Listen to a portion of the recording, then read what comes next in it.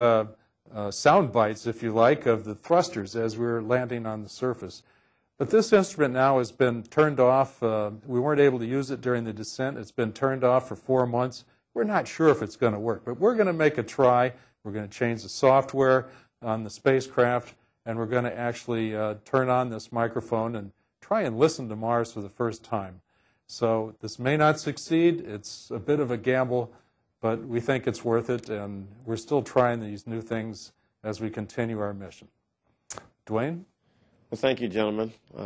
Incredible stuff, and I want to apologize to the scientists if I mispronounce one or two words on the experiment packages. So, okay, we're going to open it up for questions, and let's see. We'll start here. I'll go to the centers, and if you can wait for the mic and give your name and affiliation, please.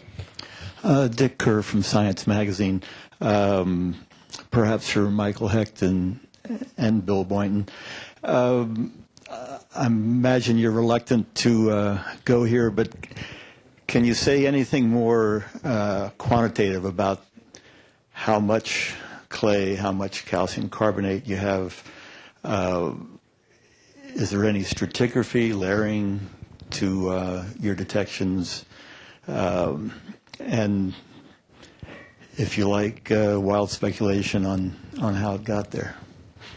Okay, why don't I go first, and then I'll pass things to Mike. In the case of TIGA, we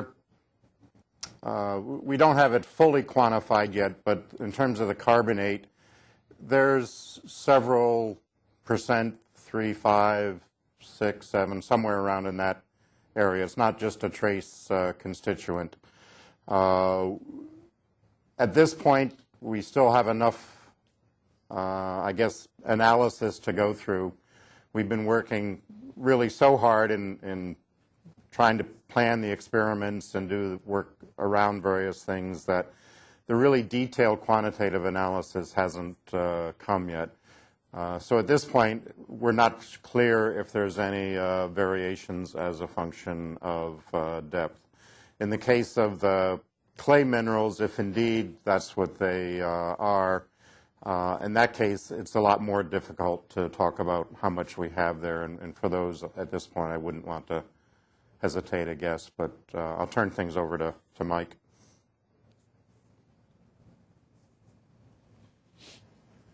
There's not much I can add that Bill didn't say. We also see on the order of a few percent. It's difficult right now to put an upper limit on that, but I can tell you it's not, for example, much less than 8%.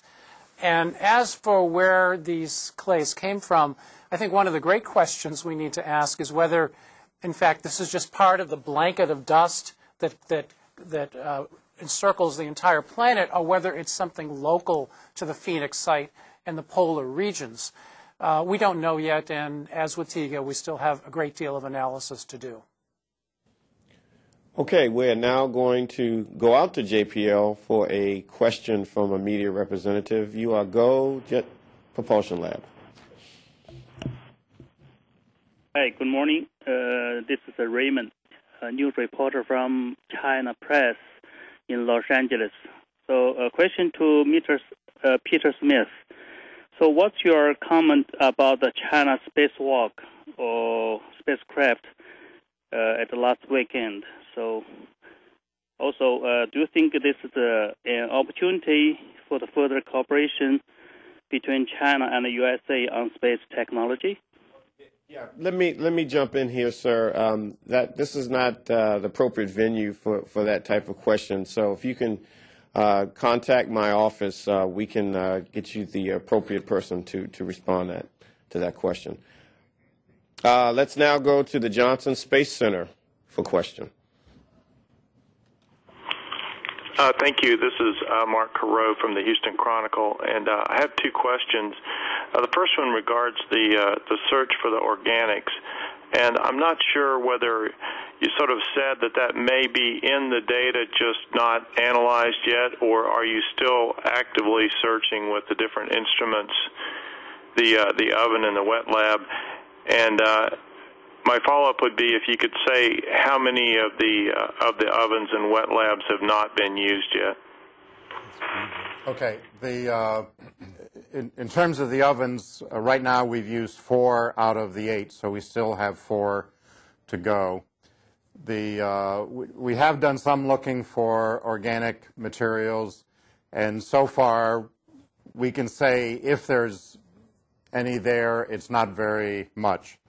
There's some ambiguities involved. We also have this material called an organic-free blank that we need to analyze to make sure that any organics we might see are indeed above our blank level. So I think the best I can say right now is we are still looking. We don't have any definitive numbers on it that we can pass on.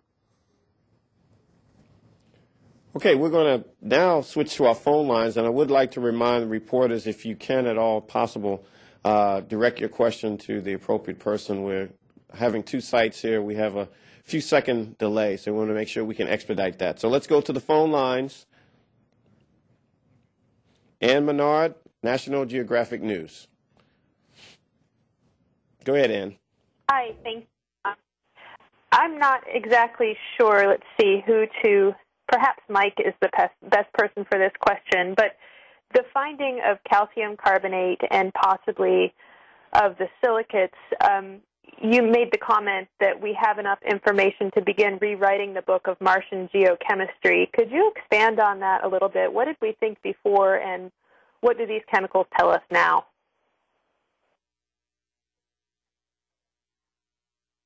There were certainly suspicions of carbonates in the past. Similarly with the phyllosilicates, the perchlorate we discussed earlier, I think, was maybe 1 or 2 people had thought remotely about the possibility. But previous thinking was more in the line of magnesium sulfates. The sorts of minerals we've seen on the surface are in concentration with the rover missions, for example. So now what we have is minerals that are suggestive of past interaction with water on the one hand. On the other hand, perchlorate, which is very sensitive to water and would be dissolved in water, and that seems to be distributed everywhere in a way that doesn't suggest that we have large accumulations, at least in what we've seen with water. So what does this mean? Well, it means that we have a different chemistry in water that we had imagined, under which, for example, you might have a strong oxidation going on in certain circumstances. It means we have a very different situation in terms of pH, which controls everything from the opportunity for life, to how minerals interact with water in terms of erosion. So the chemistry is certainly different in terms of what controls the pH. It's different in terms of the chemical reactions that could take place, and it's different in terms of the nutrients that might be available to support microbial life. Okay, we will now go to Andrea Thompson of Space.com. Hi, yeah, I guess this could be for Bill and for Mike Hecht. I was wondering,